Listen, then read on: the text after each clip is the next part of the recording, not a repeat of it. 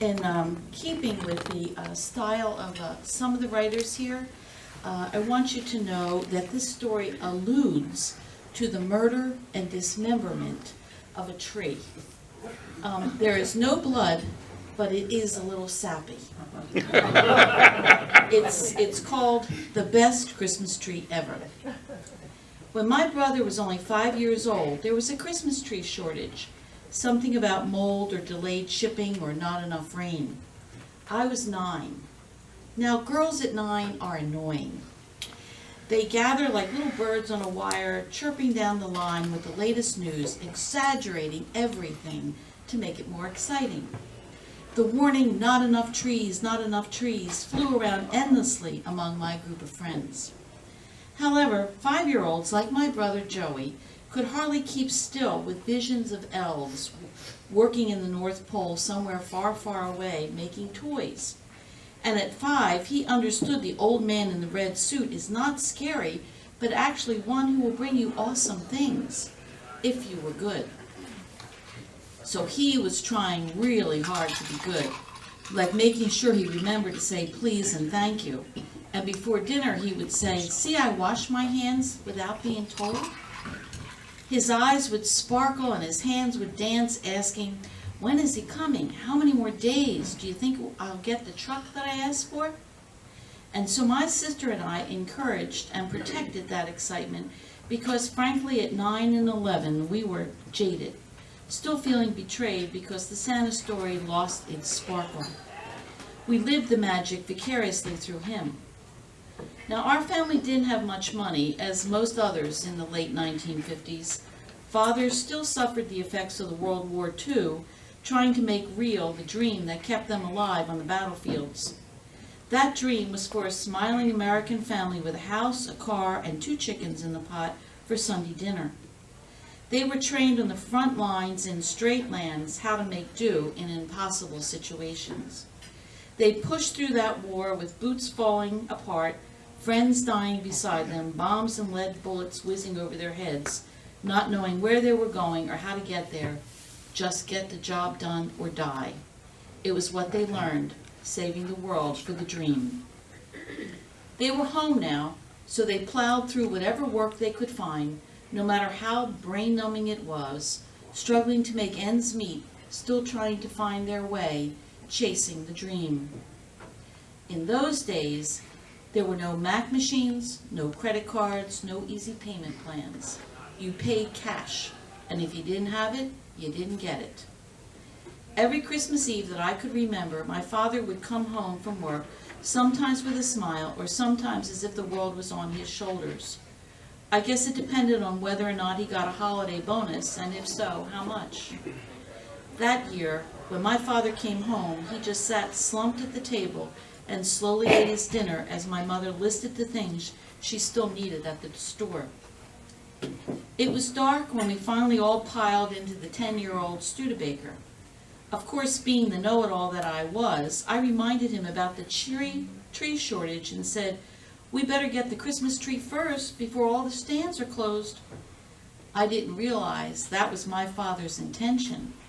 After closing time, you can get it for free. So we went to the food store first.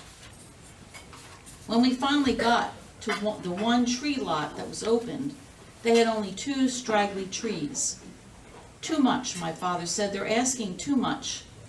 My mother insisted on buying a bundle of tree branches because she wanted to make a wreath for her father's grave. My father, in rare anger, said, "No, we don't have the money to spend on such foolishness." I see my mother's petite 5-foot body standing tall, softly saying, "I don't care, it's important," as her eyes filled with tears. I looked to see my father's face, sad and defeated, as he lay the spray of pine branches in the trunk of the car. For the next hour, we drove around to all the places that sold Christmas trees, only to find them closed, with not one tree in sight. My brother panicked, saying, "What happens if we don't have a Christmas tree? Will Santa not come if we don't have a tree? Where would he put the gifts if there's no tree?" My father's cheek started to twitch. I knew that was a sign that he was either angry or ready to cry. We finally came to the last place, a schoolyard. It was dark, empty, and closed. The car's headlights illuminated the lot, showing nothing standing. I was heartbroken. Not only was my brother going to need lots of comforting, but so would I, because the tree was the only thing that I had to look forward to at Christmas. Santa only brought underwear and socks to me, no toys, now that I knew the true story. My father suddenly stopped the car and got out. He easily climbed over the low fence. In the glow of the headlights, he went over to a pile of scattered branches and twigs. He took out a long stick.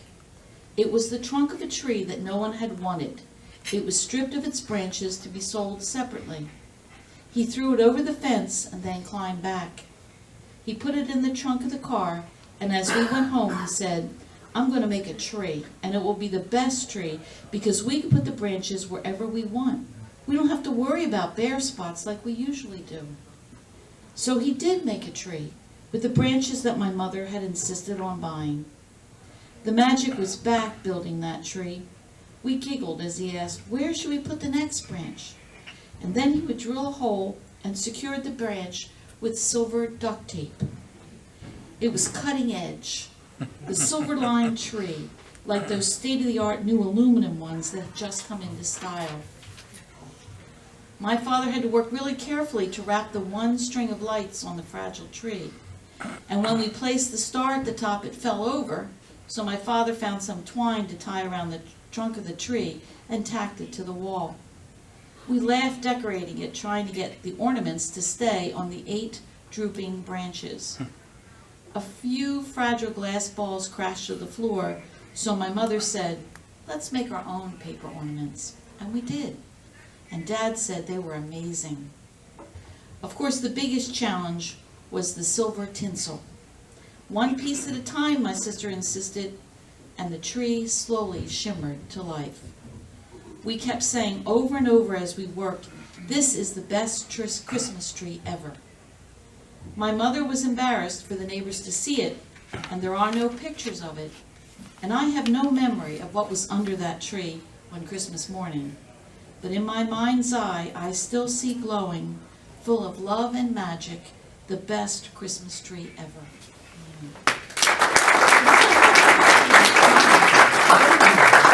And I want you to know that no actual trees were harmed in making this story.